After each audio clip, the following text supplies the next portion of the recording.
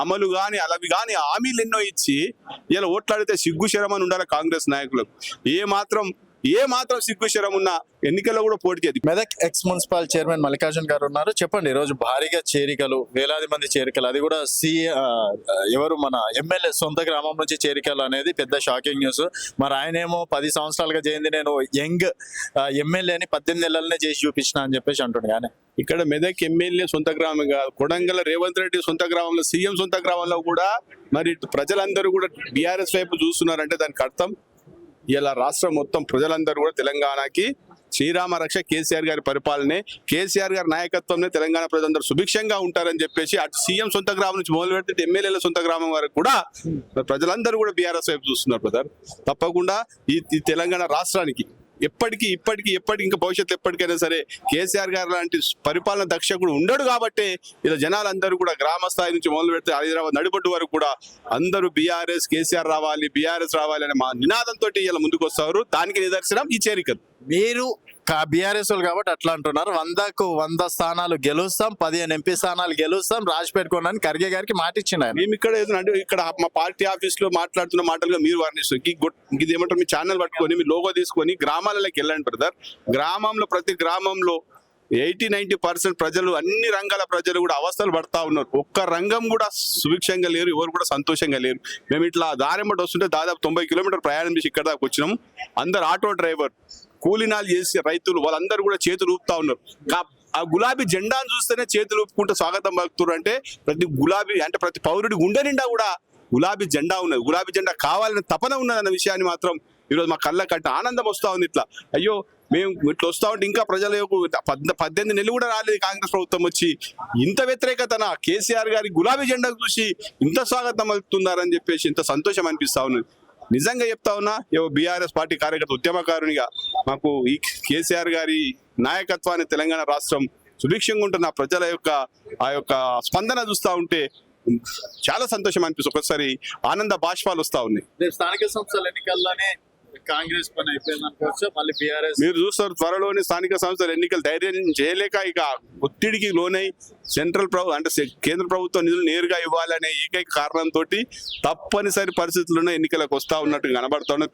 పెట్టరో తెలియదు కానీ నేటి నుంచి మొదలుపెట్టి ఎప్పుడు ఎలక్షన్ పెట్టినా మెజారిటీ 100కి 89% బీఆర్ఎస్ పార్టీ గెలుచుకోవడం ఖాయం. జిల్లా పరిషత్ కానీ, మండల పరిషత్ కానీ, మున్సిపల్ కానీ, గ్రామ పంచాయతీ కానీ అన్ని కూడా బీఆర్ఎస్ గెలుచుకోపోతుంది. మీరు మున్సిపల్ వైస్ చైర్మన్ కదా, మీరు చెప్పిన ఊరికి వస్తే కాంగ్రెస్ 18 నెలలు చేసింది, మీరు ఏం చేయలేరు అని చెప్పి నేను అనుడేది బ్రదర్. ఏమి చేయలేదు కాబట్టే కదా. ఎక్కడ తులం బంగారం ఎటువా, కేసీఆర్ కిట్ ఎటువా, స్కూటీలు ఎటుపోయినాయి, 2500 మహిళా భృతి ఎటుపోయింది, అన్ని అడ్డగోలు అమలు గాని అలవి గాని హామీలు ఎన్నో ఇచ్చి ఇలా ఓట్లాడితే సిగ్గు శరమని ఉండాలి కాంగ్రెస్ నాయకులకు. ఏ మాత్రం సిగ్గు శరం ఉన్న ఎన్నికల్లో కూడా పోటీ చేయదు. ఇప్పటికే చాలా మంది గ్రామ స్థాయిలో సర్పంచ్లు, ఎంపీటీసీలు, మాజీ సర్పంచ్లు, గ్రామ స్థాయి లీడర్లు, మండల స్థాయి నాయకులు ఆ పార్టీ తరఫున పోటీ చేయాలంటే వణుకు పుడతా ఉన్నది. తప్పకుండా మీరు అన్నట్టు ఏ ఒక్క హామీ చేయలేదు బ్రదర్. 3 దఫాలుగా కూడా రుణమాఫీ కొట్టి, రైతు బంధు ఎగ్గొట్టిండు, రైతు భరోసా పేరు మీద చేయాల్సిన అది కొట్టిండు, రుణమాఫీ సగమే ఇచ్చే అది 18% కూడా 18,000 కోట్లు వేసి 34,000 కోట్ల పైచిలకు రావాలా. ఆల్మోస్ట్ ఆల్ 48%, ఇంకా 52% రైతులకు రుణమాఫీ కానే లేదు.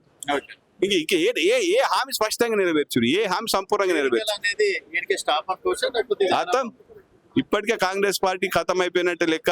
రేపు వచ్చే ప్రతి ఎన్నిక గ్రామ పంచాయతీలు మొదలు పెట్టుకుని పార్లమెంట్ దాకా వచ్చి ఏ ఎన్నికైనా తెలంగాణ ప్రజలకు ఒకే ఒకటి గులాబీ జెండానే కనబడతా ఉన్నారు, కేసీఆర్ కనబడతా ఉన్నారు. 100కి 100 వచ్చే ప్రతి ఎన్నిక కూడా గులాబీ వశం అవుతుంది. కేసీఆర్ గారి నాయకత్వాన్ని బలపరచడానికి తెలంగాణ రాష్ట్ర ప్రజానికం, అన్ని సబ్బండ వర్గాలు, సకల జనులు ఏదైతే తెలంగాణ రాష్ట్ర సాధన ఉద్యమంలో పనిచేసారో ఆ ఏ ఒక్క రంగానికి కూడా ఈ ప్రభుత్వం న్యాయం చేయలేదు. 9 సంవత్సరాల కేసీఆర్ గారి పరిపాలన స్వర్ణయుగం. తెలంగాణ రాష్ట్రం మొత్తం కూడా స్వర్ణయుగం అయింది. ఎక్కడ ఉండే బ్రదర్, కాళేశ్వరం ప్రాజెక్టు కోడిగుడ్డు మీద ఈకలీక రకంగా ఆ మేడిగడ్డ 2 పిల్లలకు ఉంగిపోతే నాన్న యాగి చేసి ఆ వాటర్ను వాడుకునే తెలియలేదు వీళ్ళకు. కనీసం నిన్న మన డైనామిక్ లీడర్ 6 అడుగుల బుల్లెట్ హరీష్ అని చెప్పారు. కన్నెపల్లి పంప్ హౌస్ దగ్గర ఇట్లా మోటార్లు ఆన్ చేసి రైతులకు ఇవ్వకపోతే వర్షాలు సరిగ్గా పడలే, ఇంకా పూర్తి స్థాయి నీళ్లు రాలే. కానీ అక్కడ నీటి లభ్యత ఉన్నది, గోదావరి నదిలో నీటి లభ్యత ఉన్నది. కన్నెపల్లి పంప్ హౌస్ దగ్గర మోటార్లు ఆన్ చేసి రైతులను కాపాడాలని చెప్పేసి అల్టిమేటం ఇస్తే, లేకపోతే లక్షలాది మంది రైతులు వెళ్ళి మోటార్లు ఆన్ చేస్తామంటే కల్లబుల్లి మాటలు మాట్లాడుకుంటా టైం అయింది రేపు మీటింగ్ పెట్టుకుంటూ 11 తారీఖు నాడు అని చెప్పేసి అవగాహన లేని ఇరిగేషన్ మంత్రి ఉత్తమ్ కుమార్ రెడ్డి మాటలు. అంటే వాళ్ళకు అవకాశాలుండి అవసరాలుండి నీటి లభ్యత ఉన్న దగ్గర కూడా వాడుకోలేని చేతగాని దద్దమ్మలు, అవగాహన లేని పరిపాలన, అవగాహన లేని సీఎం మంత్రులు ఉన్నారు. మన దురదృష్టం, తెలంగాణ ప్రజల దురదృష్టం. 9 సంవత్సరాలు తెలంగాణ రాష్ట్రాన్ని ఎంతో పురోగతి తీసుకుపోయినటువంటి పరిస్థితిలో ఒక్కటసారి పాతాళానికి పంపించే ప్రయత్నాలు జరుగుతూ ఉన్నాయి. తెలంగాణ ప్రజలు చూస్తూ ఊరుకో, తప్పకుండా వీళ్ళకి గుణపాఠం చెప్తారు ప్రజాక్షేత్రం.